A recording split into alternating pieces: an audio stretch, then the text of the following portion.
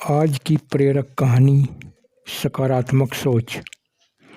एक राजा के पास कई हाथी थे, लेकिन एक हाथी बहुत शक्तिशाली था, बहुत आज्ञाकारी, समझदार। वे युद्ध कौशल में निपुण था। बहुत से युद्धों में वह भेजा गया था और वह राजा को विजय दिलाकर वापस लौटा था।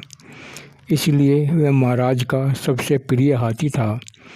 समय गुजरता गया और एक समय ऐसा भी आया जब वह वृद्ध दिखने लगा।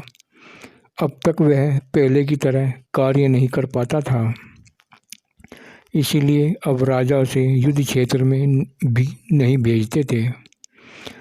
एक दिन वह सरोवर में जल पीने के लिए गया, लेकिन वहीं कीचड़ में उसका पैर धंस गया और फिर धंसता ही चला गया।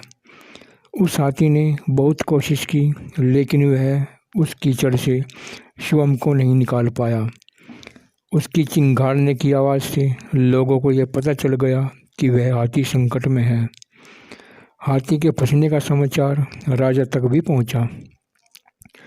राजा समेत कई लोग हाथी के आसपास इकट्ठा हो गए और विभिन्न प्रकार के शारीरिक प्रयत्न उसे निकालने के लिए करने लगे।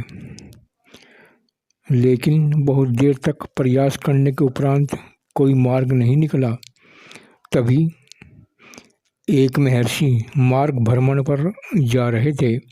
राजा और सारा मंत्रिमंडल तथागत उस ऋषि के पास गए और अनुरोध किया कि आप हमें इस विकट परिस्थिति में मार्गदर्शन करें।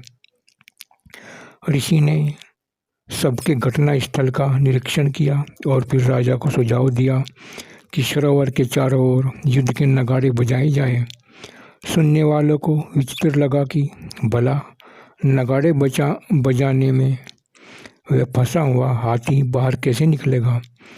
जैसे ही युद्ध के नगाड़े बजने आरंभ हुए, वैसे ही उस मृत प्राय हाथी के हाव भाव में परिवर्तन आने लगा।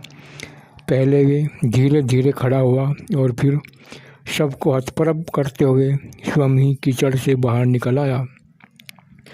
महर्षि ने सबको स्पष्ट किया कि हाथी की शारीरिक अक्षमता में कमी नहीं थी, आवश्यकता मात्र उसके अंदर उत्साह के संचार करने की थी। जीवन में उत्साह बनाए रखने के लिए आवश्यक है कि मनुष्य सकारात्मक चिंतन बनाए रखे और निराशा को कभी हावी ना होने दे। कभी कभी निरंतर मिलने वाली असफलताओं से व्यक्ति ये मान लेता है कि अब वह पहले की तरह कार्य नहीं कर सकता, लेकिन यह पूरा सच नहीं है।